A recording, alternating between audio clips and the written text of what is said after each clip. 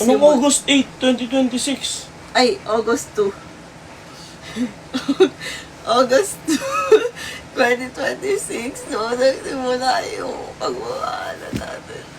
May ka-August 2 ka, no? Ay, may ka-August 8 ka, no? Ano ba yung August?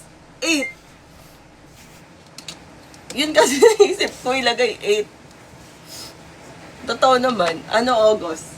8 yun, di ba? So, naggugulo sa isip ko kung 08 ba ilalagay ko or August. Dali na. Dali na, dito ka na kasi. Magpakita ka. Ayoko. May si August 8 yung ngayahin mo. Babad trip na ako. Hindi! 8 kasi August. Ano yung August? Korean, tapos August 8. Ayun o, heart, ang cute. Eh, thank you po. Thank you. Again.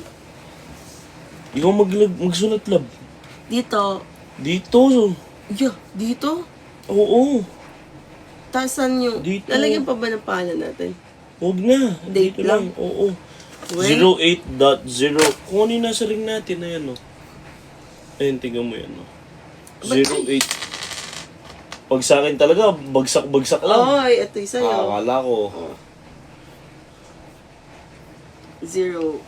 0802 2029.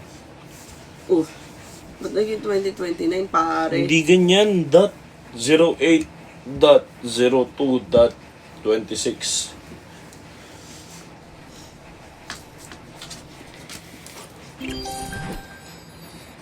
Kapangit ko magsulat.